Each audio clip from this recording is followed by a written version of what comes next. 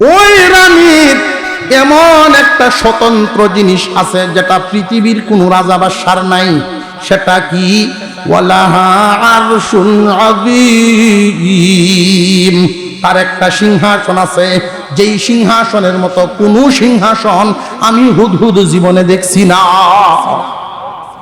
এমন একটা সিংহাসন দেখেছি ৮০ হাত লম্বা, ৪০ হাত প্রশস্ত, জমিন থেকে ৩০ হাত উঁচা, লম্বা কতখান জামডি মারছে, লম্বা হইল ৮০ হাত, প্রশস্ত ৪০ হাত, জমিন থেকে ৩০ হাত উঁচা।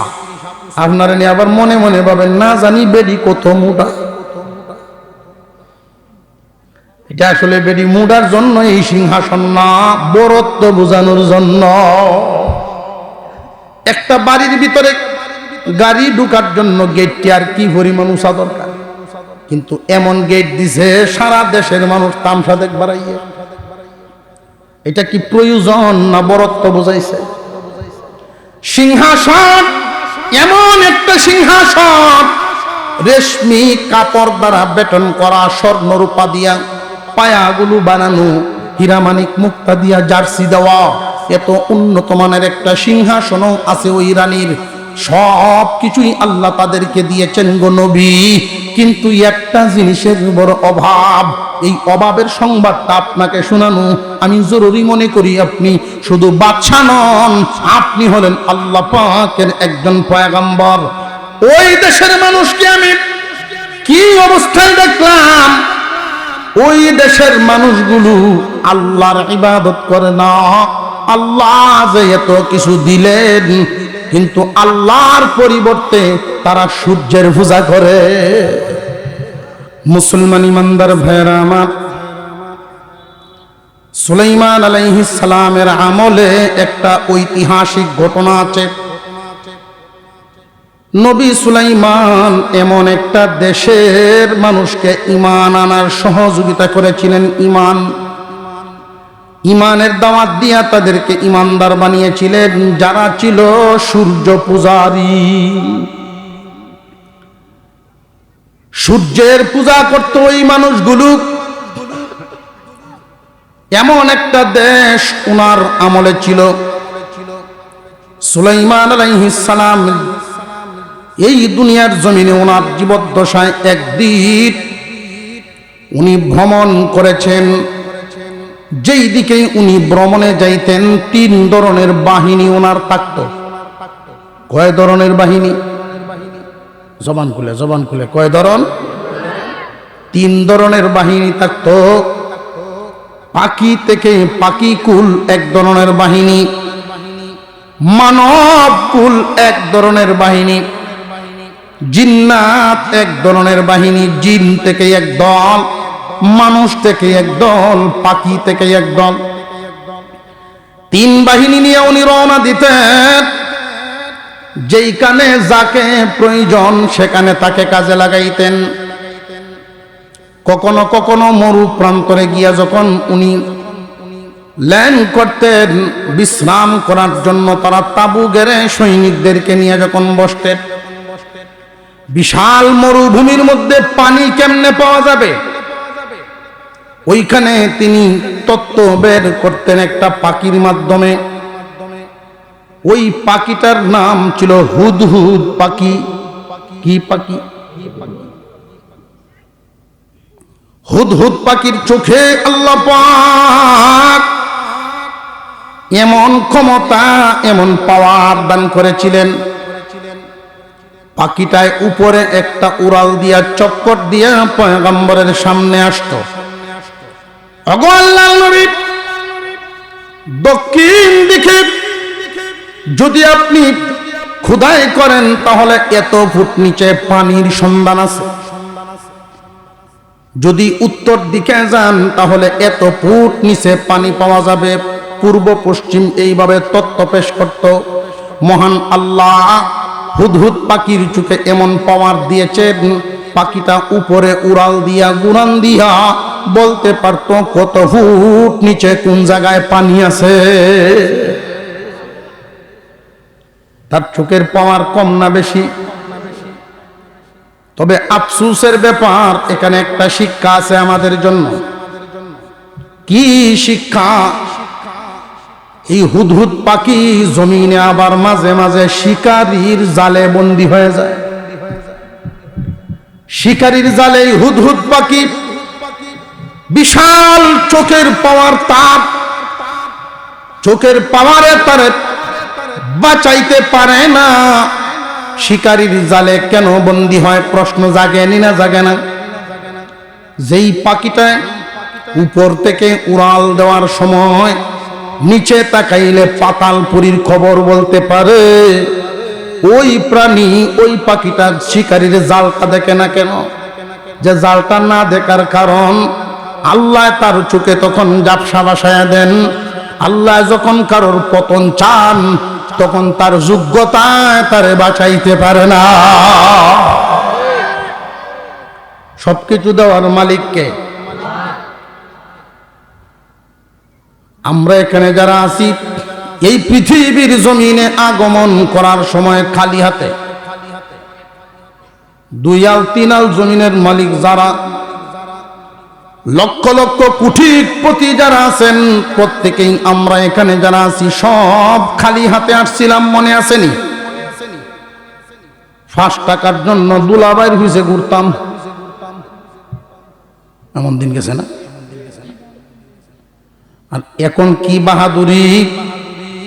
কত টাকার মালিক, সব কিছু দিয়েছেন কে? এই কথাটাই যারা ক্ষমতা পায়া আল্লাহকে ভুলে যায়, জানিয়া রাখবেন, জানিয়া রাখবেন, এই জমিন, এই আসমান, সব কিছুর সমস্ত ক্ষমতার মালিক একমাত্র কে? যার ক্ষমতা কখনো কমে না, কমবে না,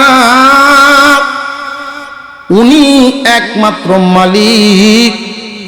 আল্লাহ যাকে মন চায় 5 বছরের জন্য ক্ষমতা দেন, আল্লাহর যাকে মন চান 10 বছরের জন্য দেন। অর্থাৎ যারে যেটা দেন, আল্লাহর দেওয়া ভিক্ষা। এই জমিনে কোনো মানুষকে আরো বেশি মেয়াদেরও দিয়েছেন। যত লম্বা মেয়াদেরই হোক না কেন, আল্লাহ দেন, কিন্তু আল্লাহ দয়া করে দেন পরীক্ষা করার জন্য। কাউকে আল্লাহ পরীক্ষা করার জন্য দৌলত দিয়া পরীক্ষা করেন, কাউরে আল্লাহ ক্ষমতা দিয়া পরীক্ষা করেন। দৌলত এবং ক্ষমতা পাইয়া যারা বিবেকহীন হয়ে যায়, অন্ধ হয়ে যায়, বিবেকের দরজায় তালা লাগাইয়া দেয়। দুনিয়ার জমিনে বড়কে আর বড় মনে করে না, সম্মান দেয় না। আল্লাহর খাঁটি কিছু বান্দা আছে জমিনে চলাফেরা করে, মহান আল্লাহর দলের লোক তারা, এদেরকে তখন আর কোনো মূল্যায়ন করে না। যখনই এদের সাথে জমিনে আল্লাহর পছন্দের বান্দাদের সাথে যুগে যুগে যখন মানুষ খারাপ আচরণ করেছে, আল্লাহ তখনই ইতিহাস ঘটায় দিছেন, জমিন আমার, আসমান আমার, আমার ভিক্ষা দেওয়া ক্ষমতা নিয়া আমার দলের মানুষগুলোর সাথে বুঝি বিয়াদবি করা হয়।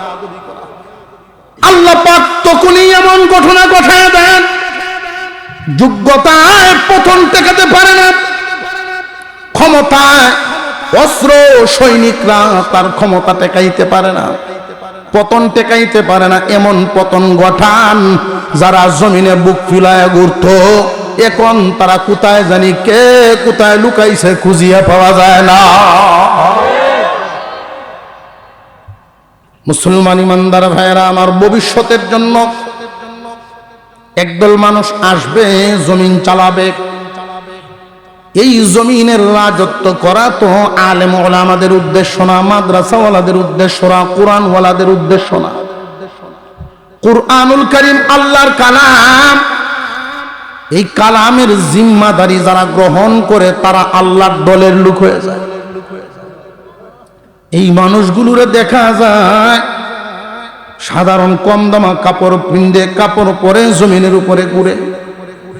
কিন্তু জেনে রাখবেন এই মানুষগুলোর দাম আপনার আমার পয়গম্বর বর্ণনা করেছেন। রে আমার মায়ার উম্মত, তালেবে ইলম যখন রাস্তা দিয়ে হাঁটে, আল্লাহর ফেরেশতারা তার পায়ের তলে, পায়ের নিচে পাকা বিছায়া দেয়। ফেরেশতারা তো তার মাথার উপরেও পাকা দিয়ে ছায়া দিতে পারত। আল্লাহর নবী বলেন তালেবে ইলমের পায়ের নিচে পাকা বিছায়া দেয়ার মানে কি?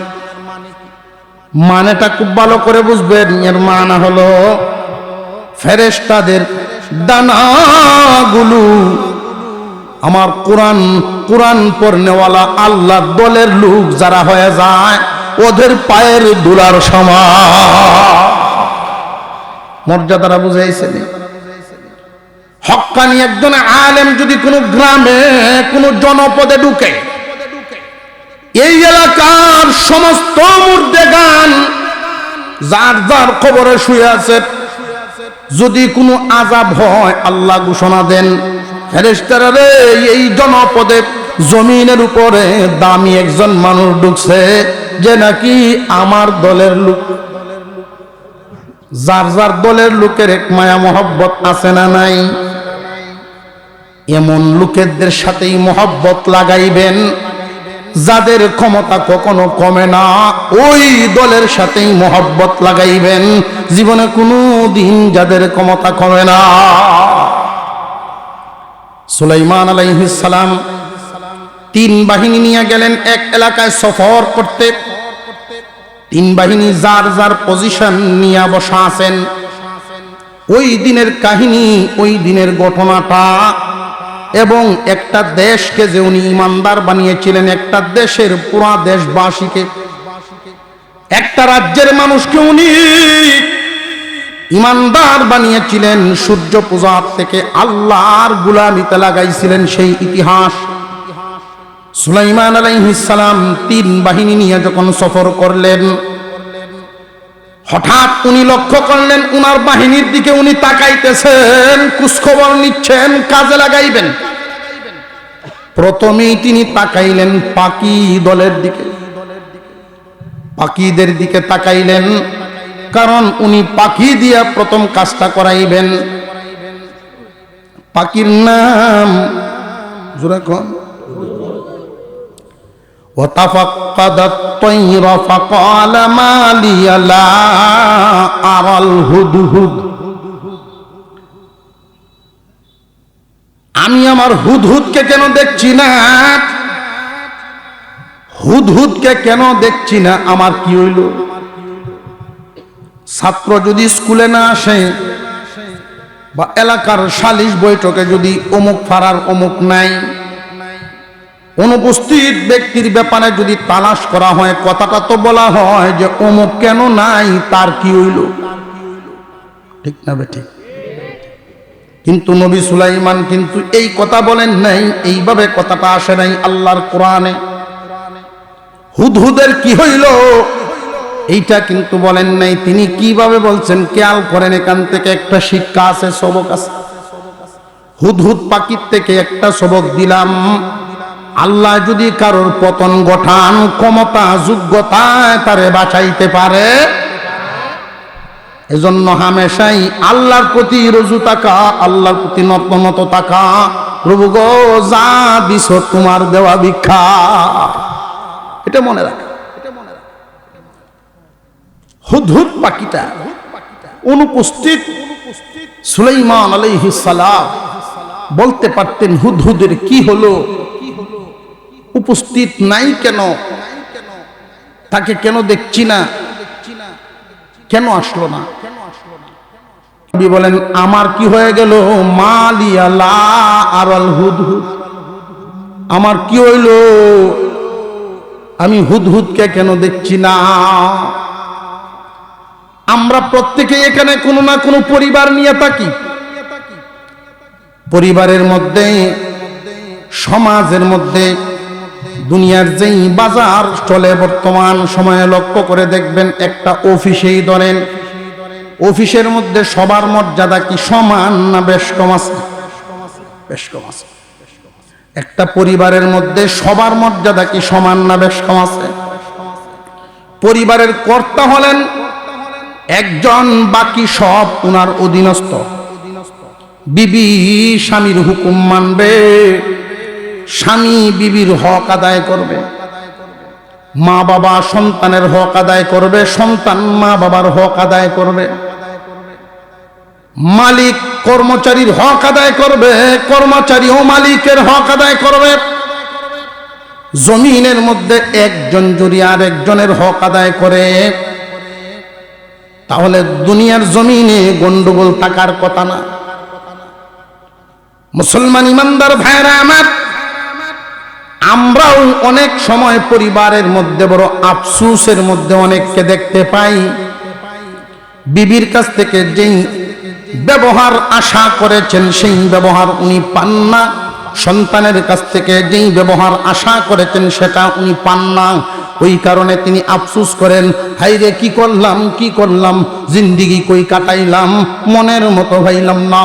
ওইখানে আপনি আফসোস করার আগে ভাবতে হবে ওরা আপনার সাথে বেয়াদবি কেন করে, ছোট ভাই বড় ভাইয়ের সাথে বেয়াদবি কেন করে, বিবি স্বামীর সাথে বেয়াদবি কেন করে, কর্মচারী মালিকের কথা কেন শুনবে না, অধীনস্থরা তার উপরস্থদেরকে কেন মানবে না। এখানে একটা কারণ দাঁড়ায়, বড়দেরও ছোটদের প্রতি একটা হক অধিকার আদায়ের বিষয় আছে না নাই? যদি তারাটা তারা আদায় করে ছোটরা অটোমেটিক বড়রে মানতে বাধ্য। এই জন্য সুলাইমান আলাইহিস সালাম প্রথমেই তিনি নিজের দোষটা তালাশ করা শুরু করে দিলেন। লা আরাল হুদহুদ মালিয়া, লা আরাল হুদহুদ, আমার কি হয়ে গেল, অর্থাৎ আমার কোনো কমতি হলো নাকি? হুদহুদ উপস্থিত নাই কেন? কোন জায়গায় গেলে তো আমারে কইয়া যাইতো, ছুটি নিত, বইলা যাইতো, আমারে যে মানলো না। একটা পাখি একটা মানুষের হুকুম মানা এটা কি নিজের ক্ষমতায় না আল্লাহর দয়ায়? আমার কি কোনো কমতি হইল নাকি আমার অনুসরণ যে করছে না? সুলাইমান আলাইহিস সালাম এখানে একটা শিক্ষা দিলেন, সবক দিলেন, খুব ভালো করে জেনে রাখবেন। পরের দোষটা তালাশ করবার আগে নিজের দিকে খেয়াল করা। সন্তান যদি মন মতো না হয়, বাবা যেন নিজের দিকে একটু খেয়াল করেন, আমার কি কোনো দায়িত্ব পালনের ত্রুটি হইল কিনা। স্বামী স্ত্রীকে দোষী করার আগে নিজেও যেন তার দিকে একটু নজর করে, আমার কি কোনো হক আদায়ের ত্রুটি হইল কিনা। এই বিষয়গুলো এখানে একটা শিক্ষা। পরের দোষ তালাশ করবার আগে নিজের দোষ তালাশ করো। বাস্তবতাও একটা আছে, আমাদেরকে কেমন ইঙ্গিত দেয় দেখেন। কারোর দিকে যদি একটা আঙুল উঠাই, বাকি আঙুলগুলো কিন্তু আপনার দিকে তিনটে ফিরে রয়েছে। অমুকরে দোষী বানাইবেন, এক আঙ্গুল তুললেন, বাকি তিনটা আপনার দিকে। তিনবার নিজের দিকে তাকাও, এই দোষ তোমার মধ্যে আছে কিনা। আল্লাহ পাক রব্বুল আলামিন এইখানে আমাদেরকে সবক দিলেন। সবক হইল কয়টা? দুইটা। হুদহুদ পাখির মাধ্যমে এক এক আয়াতে অনেকগুলো সবক, সব দিলে বাড়িতে নিতে পারতেন না। এক নাম্বার দিলাম, আল্লাহ যদি পতন ঘটান যোগ্যতায় বাঁচাইতে পারে না। আল্লাহ যদি টিকায়া না রাখেন, কেউ টিকায়া রাখতে পারে না। সুখের এত পাওয়ারেও তারে পতন টেকাতে পারে না। দুই নাম্বার, পরের দোষ তালাশ করার আগে নিজের দোষ তালাশ করা। কিছুক্ষণের মধ্যেই হুদহুদ পাখি আইসা গেছে। সুবহানাল্লাহ। হুদহুদ পাখি যখন আইসা গেছে, এসেই সুলাইমান আলাইহিস সালামের সামনে সালাম দিয়ে দাঁড়াইছে। দাঁড়ায়া তার দুর্বলতা, তার যোগ্যতা পেশ করা শুরু করছে। এখানে আরেকটা সবক, সবকটা হলো সুলাইমান আলাইহিস সালাম একটা কথা এখানে বলেছেন, فقال ما لي لا أرى الهدهد أم كان من الغائبين لأعذبنه عذابا شديدا أو لأذبحنه أو ليأتيني بسلطان مبين। তারে কঠিন শাস্তি দিব। অধীনস্থদেরকে শাসন করার অধিকার আছে না নাই? অধীনস্থ যারা, এদের উপরে শাসন পরিচালনার বিধিবিধান মতে পরিচালনা করার অধিকার আছে। বিবিকে শাসন করতে পারবে তার স্বামী, নিয়ম মতো বিধান মতো শাসন করার অধিকার আছে না নাই? ছাত্রকে একজন শিক্ষক বিধান মতো শাসন করার অধিকার রাখেন। অধীনস্থ যারা আছে, শুধু মানুষ না প্রাণীদেরকেও শাসন করার অধিকার আছে। বেশি বুজুর্গি দেখাইতে গিয়া যদি মনে করে না বুবা প্রাণী সইতাম না, বুবা প্রাণী সইতাম না, আরেকজনের ক্ষেত মুখ লাগাই দিছে, ধান খাইতেছে। আরেকজনের ক্ষেতে যখন ধান খায়, এই সময় যদি বুবা প্রাণীর প্রতি দরদি হইয়া দূর থেকে যদি কয়, ও গরু খাইনা যায়, গরু খাইনা যায়, শুনবনি গরু না, এই সময় তার তাবিজ দেওয়ান লাগবে। আস্তে করে মুখে একটা বাড়ি দেন, সে যেন খাওয়া বন্ধ করে দেয়। এই শাসনটারও একটা পরিমাণ আছে, পরিমাপ আছে, বিধান মতো শাসনটা চালাইতে হবে। এর মানে এই না বউয়ের সাথে ঝগড়া করিয়া গোয়েল গরুকে গরু ফিরাইবে, ওইটা আবার জুলুম, বুবা প্রাণীর উপরে জুলুম। অনেক ফরহেজগার এরকম আছে। একজনের জিজ্ঞাসা, ভাই নামাজ পড়েন? কয় না, ফাঁক রাখতাম পারি না শরীর। শরীর ফাঁক রাখবেন আজকাল, এটা কোনো বিষয় হইলো? হাওড়ে বন্দরে কাজ কাম করি, কেমনে রাখতাম? হাওড়ে বন্দরে কাজ কাম করেন, পেশাব করেন, মাটি নাই হাওড়া, কার ক্ষেতের মাটি দেখে লইতাম।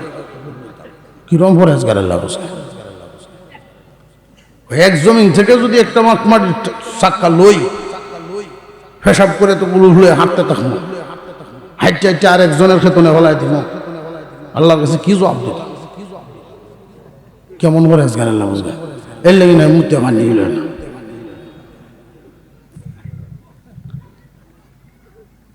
এটার অতিভক্তি চোরের লক্ষণ, অতিভক্তি চোরের লক্ষণ।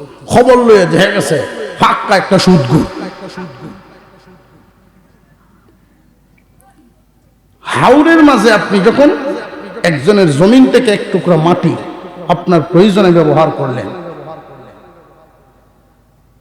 যেই পরিমাণ মাটি নেওয়াতে জমিনে টেরই পাইছে না, মালিকে টের ভাইব দূরের কথা। এটা বান্দার উপরে আল্লাহ চাপাবেন না, এটা মাফ। এই জমিন থেকে একজনে ওইটা নিয়ে ফেলছে, আর একজনে তো আরেকবারে নেটে ফেলায় দেবে।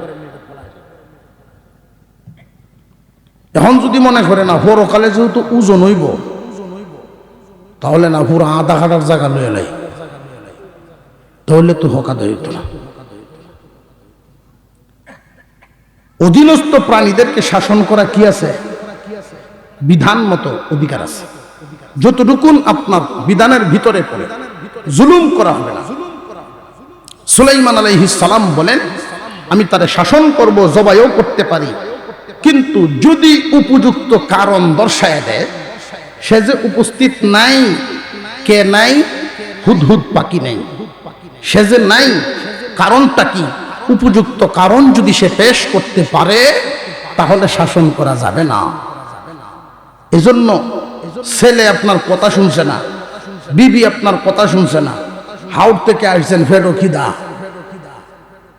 আয়া দেখছেন বাপ হইছে না, তো কোন বাপের বাড়ি গেছলে কই যদি হাতের ফলা লইয়া ধুম বাড়ি শুরু হল। আল্লাহ পাক ওই শিক্ষাটা এখানে দিচ্ছেন সুলাইমান নবীর কথার মাধ্যমে। আগে কারণ শুনো। এমনও তো হতে পারে তুমি হাওড়ে যাওয়ার পর তোমার বিবি হঠাৎ পেটে ব্যথায় আক্রান্ত হয়েছেন, পড়ে গেছে, পেট ব্যথায় পড়ে রয়েছেন, কোন রকম এখন মাত্র ওইটা দাঁড়াইছেন, এখন তুমি আইছো, কারণটা জিজ্ঞাসা করো, কেন রান্না হলো না? ছেলে তোমার কথা কেন শুনলো না? কর্মচারী কেন তোমার হুকুম মানলো না? কারণ শুনো। কারণ শুনে যদি তোমার যুক্তিযুক্ত মনে হয় তাহলে মাফ, আর যদি যুক্তিযুক্ত মনে না হয় তাহলে বিধান মতো শাসন করার অধিকার আছে। কথা কয়টা হইল? তিনটা। এক নম্বরে ক্ষমতায় মানুষরে বাঁচাইতে পারে না, যদি না বাঁচায় আল্লাহ। দুই নম্বরে পরের দুষ্টা দরবার আগে নিজের দিকে তালাশ করা। তিন নাম্বার কারোর উপরে শাসন চালানোর আগে দুষ্টা কেন করলো কেন না আগে জানা, কারণ যদি হওয়া যায় শাসন করণ যাইত। হুদহুদ পাখি সুলাইমান আলাইহিস সালামের সামনে কিছুক্ষণের ভিতরেই হাজির হয়ে গেছে। ফামাকাসা গায়রা বাঈদিন ফাকালা আহাত্তু বিমা লাম তুহিত বিহি ওয়াজিতুকা মিন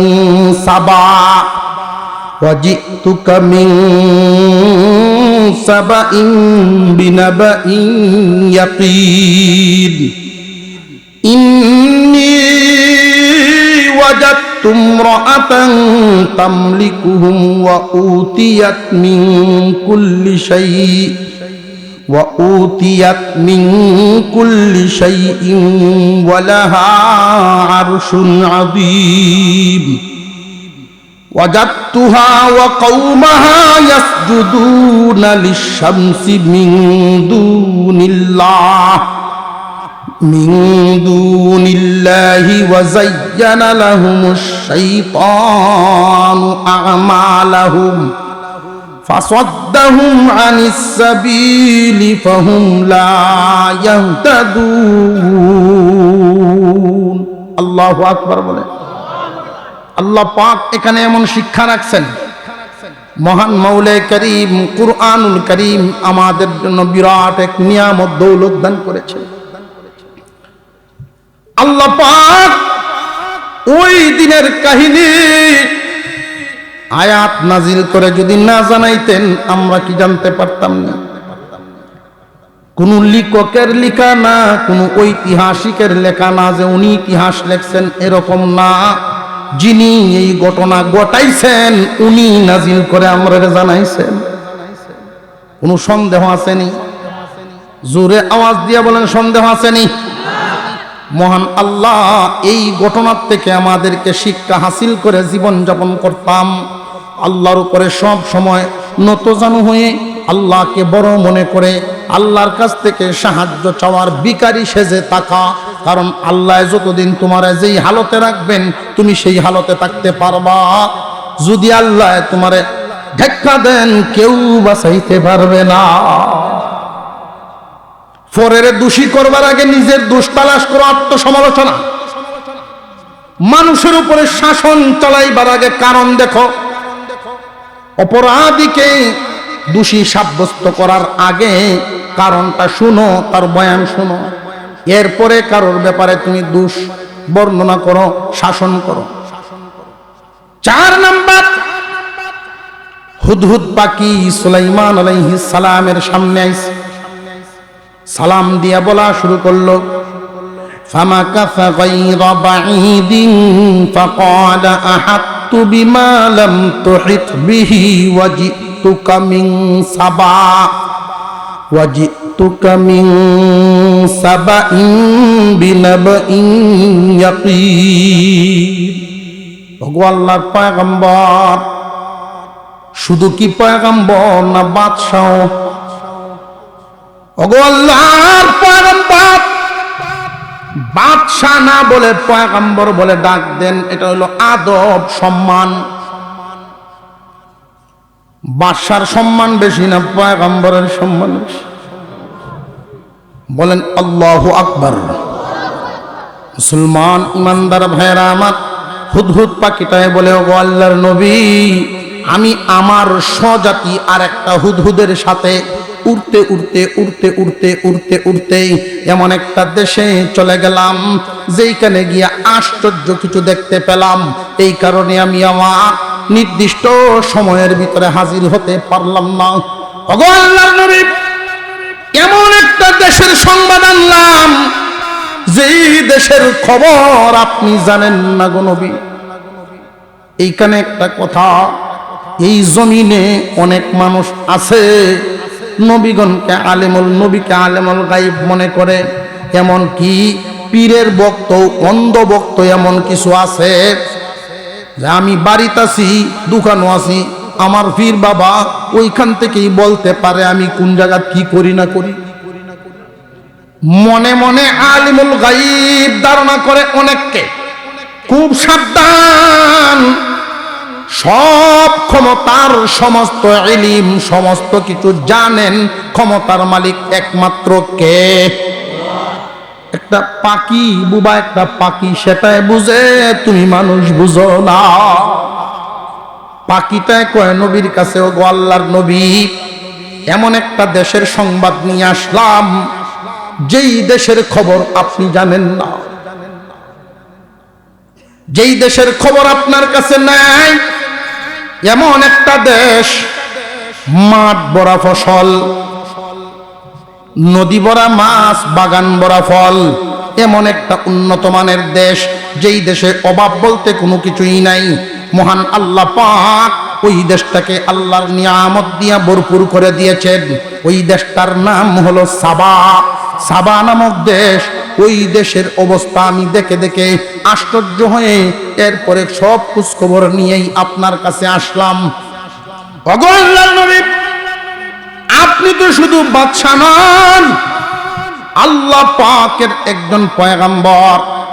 মহান আল্লাহ আপনাকে যেই মিশন দিয়া পাঠিয়েছেন ওইটার সাথে সংযোগ আছে, প্রয়োজন আছে, এই জন্যই আমি আমার সময় সেখানে ব্যয় করেছি।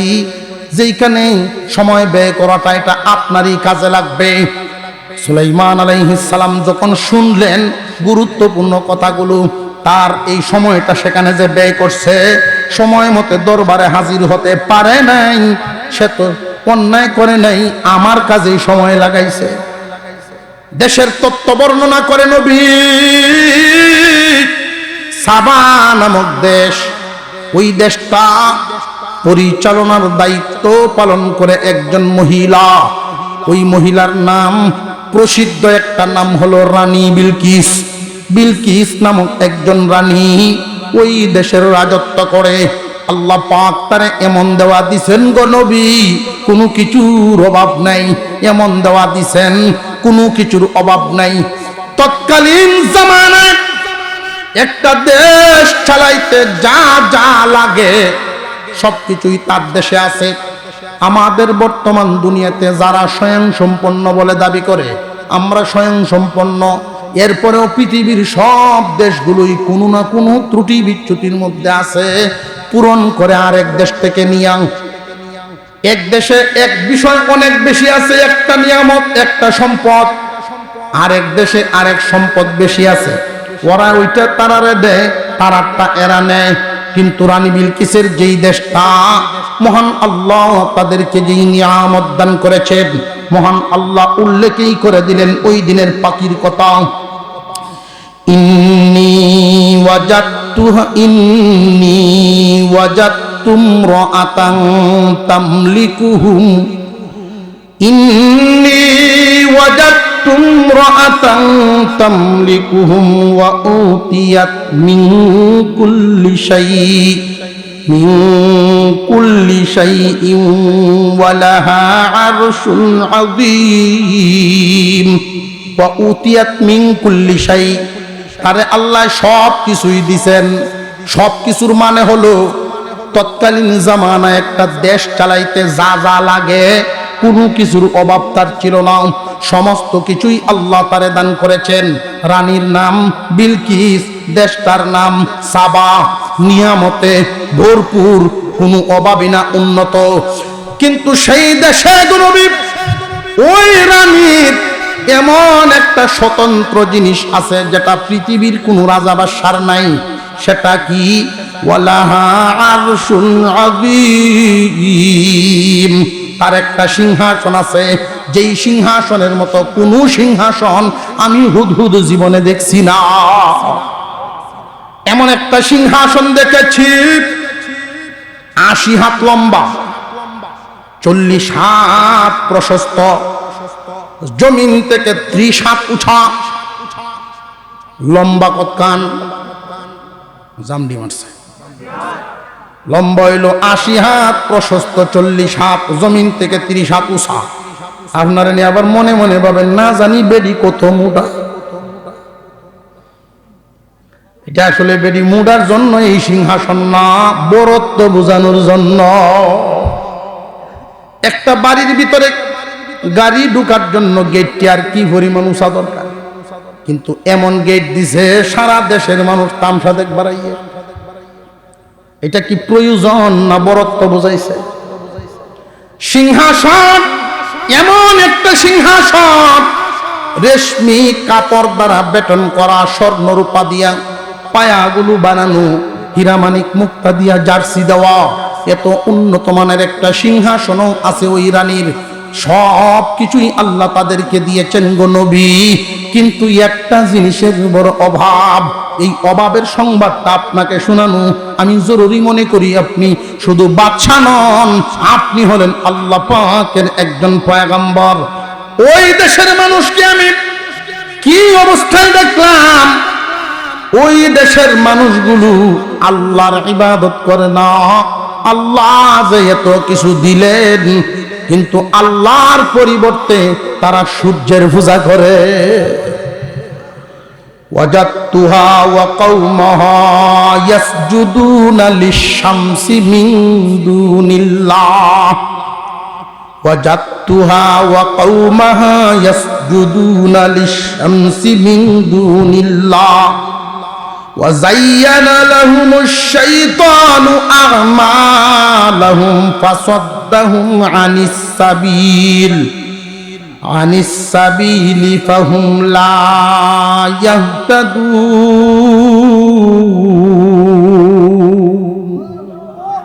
শয়তান এমন ভাবে এদের মাথা মগজ খাইছে গো নবী।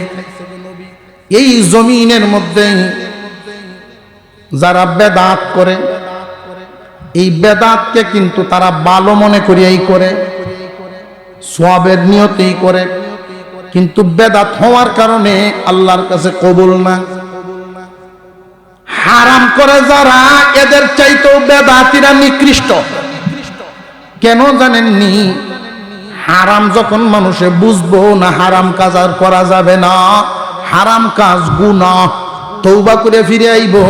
কিন্তু বেদাত থেকে কখনো তওবা করে ফিরে আসে না, কারণ বেদাতরে সে গুনাহ মনে করে না। সূর্যের পূজা কি নেকি না গুনাহ? জবান খুলে কোন, নেকি না গুনাহ? কিন্তু শয়তানে তাদের অন্তর, তাদের কলবরে এমন ভাবে রঙাইছে, এমন ভাবে বুঝাইছে, সূর্যের পূজাই সঠিক পূজা বুঝাইছে। সূর্যের পূজার থেকে ওরা কখনো ফিরবে না, তাদের অন্তরকে সুশোভিত করে দিয়েছে। সূর্যের পূজা করলে মনে তারা শান্তি পায়, সূর্যের পূজা করলে মনে আনন্দ পায়। তারা মনে করে পৃথিবীর জমিনে জন্মের পরে যা দেখলাম, সূর্য হইল সবচেয়ে শক্তিশালী, সুতরাং সূর্যই আমাদের পালনেওয়ালা। এটা মনে করে তারা যে সময় সূর্য উদয় হয় তখন একবার সেজদা দেয়, সূর্য যখন মাথার উপর বরাবর চলে আসে আবার একবার সেজদা দেয়, সূর্য যখন ডুবে যাবে বিদায় জানানোর জন্য আবার একবার সেজদা দেয়। দৈনিক 3 বার সূর্যের পূজা করে। সুলাইমান আলাইহিস সালাম হুদহুদ পাখির এই কথাগুলো শুনলেন। দেশটার নাম সাবা, রানীর নাম বিলকিস। দেশটা কি অভাবী না উন্নত? এই দেশে কোনো কিছুর অভাব নাই। তৎকালীন জমানায় দেশ চালাইতে যা লাগে, ওয়া উতিয়াত মিন কুল্লি শাই, সব কিছুই আল্লাহ তারে দান করেছিলেন। শুধু তা না, ওয়ালাহা আরশুন আযীম, বিশাল এক সম্মানী মর্যাদার এক বিরাট বড় চেয়ারও আছে, সিংহাসন। এই দেশের মানুষ আল্লাহর পরিবর্তে সূর্যের পূজা করে। ওরা জানে না, বুঝে না। শয়তান এই সূর্য পূজার এই আসল বুঝাইয়া ওরা এইখানেই রাখছে। ওগো আল্লাহর নবী, আপনি পয়গম্বরের দায়িত্ব পালন করেন, আপনি পয়গম্বরী দায়িত্ব পালন করে ওদেরকে চিনায়া দেন যে না রে, সূর্য আসল না, সূর্যরে যিনি বানাইছেন উনি হইলেন আসল।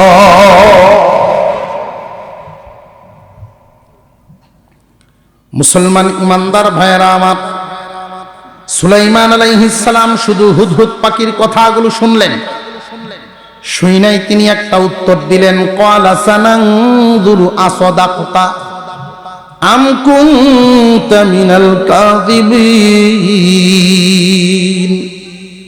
তুমি যে অনুপস্থিত ছিলা,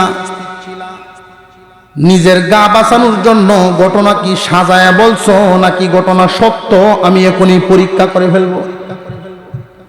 আমি এখনই পরীক্ষা করব নিজে বাঁচার জন্য বলছো নাকি ঘটনা সত্য। চিঠি একটা লিখলেন, দাওয়াতনামা।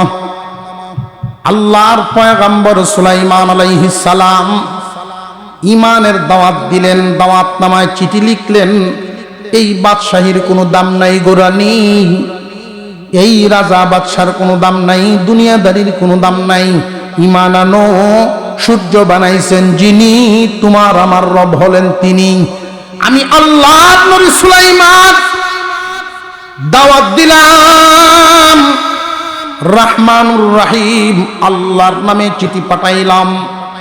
আমি সুলাইমানের পক্ষ থেকে, ইন্নাহু মিন সুলাইমানা, ইন্নাহু মিন সুলাইমানা ওয়া ইন্নাহু বিসমিল্লাহির রহমানির রহিম। নিশ্চয়ই এই চিঠি সুলাইমানের পক্ষ থেকে, মিন সুলাইমানা সুলাইমানের পক্ষ থেকে, ওয়া ইন্নাহু বিসমিল্লাহির রহমানির রহিম।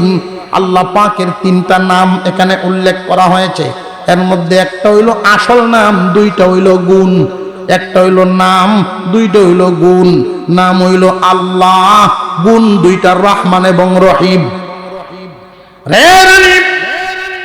তার নামেই চিঠি দিলাম, যিনি হলেন আল্লাহ। ওনার অনেক গুণ, এর মধ্যে দুইটা শুইনা রাখো, একটা হইল রহমান আর একটা হইল রহিম। তুমি তোমার জাতি নিয়ে সূর্য পূজা করো, উনি রহমান গুণের খাতিরে এখনো তোমারে দয়া করে যাইতেছেন। রহমান গুণের খাতিরে এখনো তোমারে দয়া করে যাইতেছেন। কিন্তু উনার আরেকটা গুণ আছে, উনি রহিম। যদি উনারে খুশি করিয়া দুনিয়া ছাড়ো, উনারে মাইনা দুনিয়া ছাড়ো, তাহলে আল্লাহ শুধু দুনিয়ায় যে দিয়া গেছেন তা না, ওইখানে যে তোমার আমার জন্য রাখছেন দুনিয়ার গুলো স্যাম্পল, ওইখানের গুলো গুডাও। দুনিয়াদারির চাইতে অনেক গুণ বেশি, 10 দুনিয়ার সমান জান্নাত দিবেন। আরো জোরে কেন সুবহানাল্লাহ। কিন্তু ওই যে 10 দুনিয়ার সমান জান্নাত দান করবেন, ওই জান্নাত কেমন কেমন আমাকে প্রশ্ন করা হয়েছিল, হুজুর জান্নাত কেমন? এক কথায় উত্তর, মনের মতন। জান্নাত কেমন? মনের মতন। দুনিয়ার জমিনে পরিপূর্ণ সুখ পাওয়া যায়, মনের মতো কিছুই পাবেন না। মনরে পরিপূর্ণ সুখ শান্তি দেওয়ার জন্য জায়গায় একমাত্র জান্নাত। দুনিয়ার জমিনে দিয়েছেন আল্লাহ রহমান নামের খাতিরে, কিন্তু আখিরাতে যে দিবেন উনি রহিম হবেন। ওইখানেই রহিমাল আখিরালিল মুমিনিন, ইমানদার ছাড়া কাউকেই দিবেন না। যদি ওইখানেও চাও ইমান আনো, আমি নবীর কথা শোনো। দাওয়াত দেওয়ার পরে এই চিঠির শেষাংশে তিনি লেখছেন, আল্লাহ তাআলু আলাইয়া ওয়াতুনি মুসলিমিন। সাবধান, আমার বিরুদ্ধে অবস্থান নেওয়ার চেষ্টা করবা না, চিন্তাও করবা না, আমার বিরুদ্ধাচরণ করার চিন্তা ভাবনাও করবা না, বরং আত্মসমর্পণ করো। এই আসমান জমিনের মালিককে, এই জমিনে আল্লাহর দলের লোক কারা? ইমানদার যারা, ইমানদার মুমিনরা এই জমিনের প্রতিনিধি হবে। আল্লাহর জমিন, জমিনের মালিকানা ইমানদার মুমিনের। আল্লাহ যার, সবই তো আল্লাহর, সবই তো তার। আল্লাহ আমাদের, কাফেররা তো কোনো আল্লাহ নাই, নাস্তিকের কোনো আল্লাহ নাই। যারা আল্লাহ মানে না তাদের কি আল্লাহ আছে নাকি? আল্লাহ আমাদের, আল্লাহর সবকিছুই আমাদের। সুতরাং আমাদের জমিনে যদি বিধর্মীদের থাকতে হয় তাহলে এখানে তিনটা চুক্তি হয়, তিনটা কথা হয় এদের সাথে। এক নাম্বার, আসো দিনের ছায়া তলে চলে আসো, তাহলে তুমি আমি সব ইমানদার সমান। ইমান গ্রহণ করো, আল্লাহর দিন গ্রহণ করো, তোমার আমার কোনো ভেদাভেদ নাই, লাল কালায় ব্যবধান নাই, উষা নিশায় ব্যবধান নাই, গুলামে মালিকে কোনো ব্যবধান নাই। যদি ইমানদার হয় সব সমান। নামাজের কাতারে কোনো বেশ কম আছে না। ধনী গরিব একসাথে পারবো নি, না দাঁড়াইতে পারেনি, না পারে না। গরিব দেখে কি ফিসের কাতারও দিবনি।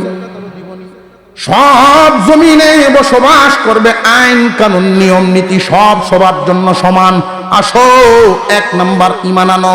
যদি ইমান না আনো তাহলে এই জমিনের মালিক আল্লাহ আর আমাদের আল্লাহ।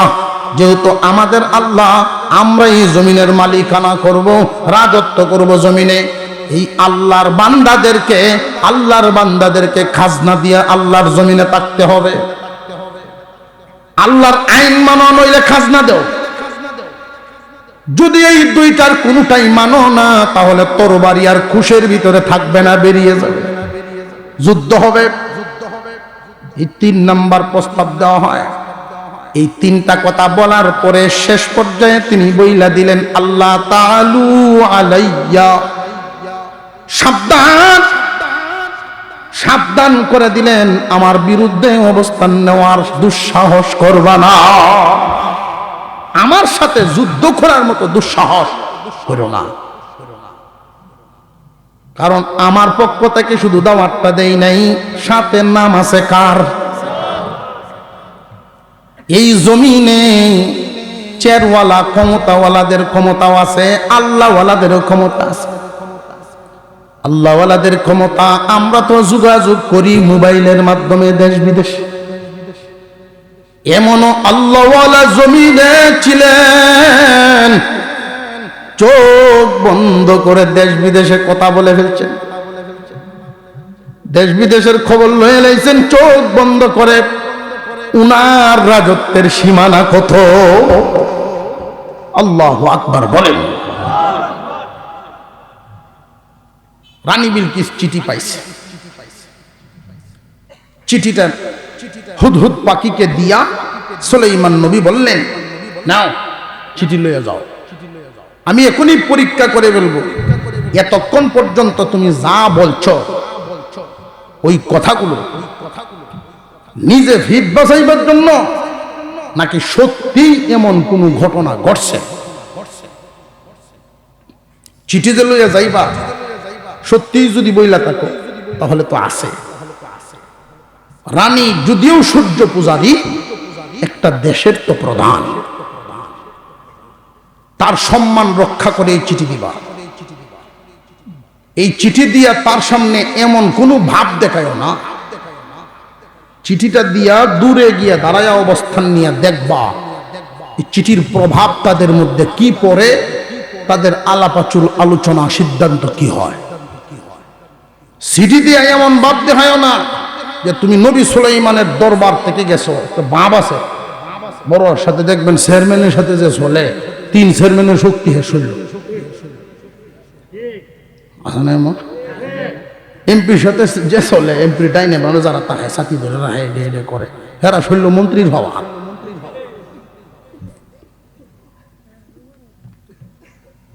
এরকম হয়ে গেলেই কিন্তু সমস্যা। ওই যে আগে বললাম, যোগ্যতায় পতন টেকাতে পারে না। হুদহুদ পাখি সুলাইমান আলাইহিস সালামের পক্ষ থেকে চিঠি নিয়া রানী বিলকিস পর্যন্ত গেল। এরপরে চিঠির কাহিনী কি হইল, কি সিদ্ধান্ত হলো, এটা তো একটা লম্বা ঘটনা, লম্বা ইতিহাস। তো আমরা আজকের আলোচনা থেকে যেটা শিখলাম, যেটা জানলাম, অন্তত একটা হলো, 1 নাম্বার, সবকিছু দেওয়ার মালিক নেওয়ার মালিক জবান খুলে কে? আল্লাহ যদি প্রথম দেন আকলে টেকাইতে পারবে না। 2 নাম্বার, কাউকে দোষী করার আগে নিজের মধ্যে এই দোষ আছে কিনা আগে দেখেন। ফোরের দুষলে দৌড়েন। আমরার মধ্যে এটা খুব বেশি হন, বর্তমানে এটা খুব বেশি চলছে। পরের সমালোচনা করা, নিজের দিকে খেয়াল নাই, আত্মসমালোচনা নাই।